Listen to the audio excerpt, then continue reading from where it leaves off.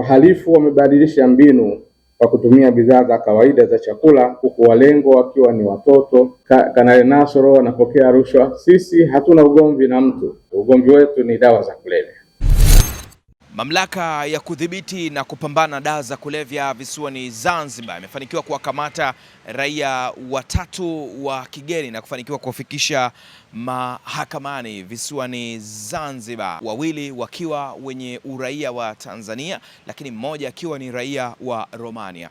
Watu hao ambao waliokamatwa na mamlaka ya madawa visiwani Zanzibar wamekamatwa kwa tuhuma mbalimbali na kwa aina mpya ya uingizaji wa madawa kulevya, ambapo watuhumiwa hao walikutwa wakiingiza vitu mbalimbali ambavyo ndani yake vinadaiwa kwamba vina madawa ya kulevya, ikiwemo shisha, chocolate pamoja na pipi na vitu vingine.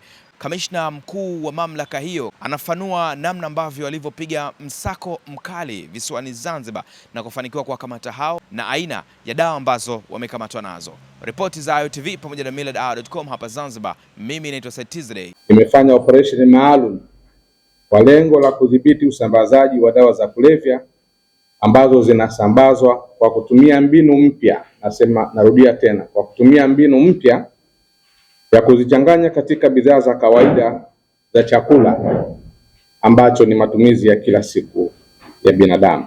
Mnamo tarehe 25 na tarehe 29 mwezi wa kwanza 2026 tulifanya operation maalum katika maeneo ya mkoa wa Kusini Unguja na mkoa wa Mjini Magharibi, katika maeneo ya Paje, Jambiani, Mbweni, Shangani, ambapo ukaguzi maalum ulifanywa katika maduka ya Pop Eyes, UK Trees, Shop and Go na ghala iliyopo Mpendae, baada ya kupata taarifa fiche kuwa wahusika yanahusika na biashara haramu ya dawa za kulevya. Katika operesheni hiyo tulifanikiwa kukamata pipi, chocolate, biskuti, ubani, korosho na shisha zenye majina ya Elf Bar na Fresh, ambazo ndani yake zilikuwa na dawa za kulevya aina ya cocaine, bangi na LSD.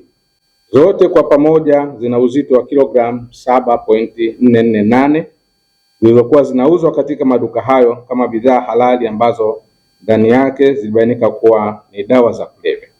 Kwa kitaalamu uliofanywa na mkemia mkuu wa serikali, ulibaini kuwa bidhaa hizo zimewekwa katika vifungashio vyenye muonekano wa kuvutia kibiashara, ladha zenye kuvutia watumiaji wakiwemo watoto na vijana, bila kutambua hatari iliyokuwepo ndani yake.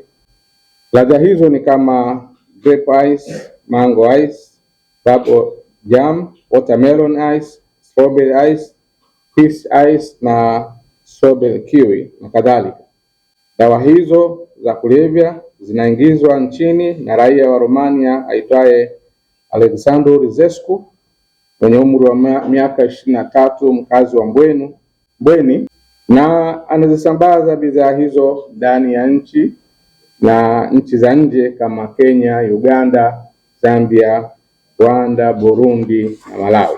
Watuhumiwa wengine waliofikishwa mahakamani ni Nahdi Bandari miaka 33 na Farhad Mustafa miaka 33, wote raia wa Tanzania wenye asili ya India. Wahalifu wamebadilisha mbinu kwa kutumia bidhaa za kawaida za chakula na burudani kama njia ya kusambaza dawa za kulevya, huku walengo wakiwa ni watoto na vijana chini ya miaka 18 na kuendelea, ambao ni tegemeo la taifa letu. Dawa hizo zisipodhibitiwa zitasababisha madhara makubwa, yakiwemo kuongezeka kwa uraibu, changamoto ya afya ya akili, watumiaji kupoteza fahamu, vifo vya ghafla, ajali za barabarani, mshtuko wa moyo, kansa ya mapafu. Tumeshamkamata, kelele zitakuwa nyingi. Wameshaanza kwamba Kanali Nasoro na personal interests za kibiashara. Kanali Nasoro anapokea rushwa. Sisi hatuna ugomvi na mtu wala hatuna interest na biashara ya mtu. Ugomvi wetu ni dawa za kulevya. Hata kama wewe ni mwekezaji, lazima utii sheria za nchi hii. Takukamata tu kama unauza dawa za kulevya, lakini usitafute visingizio kwamba tunapokea rushwa au tuna personal interest na biashara nyingine.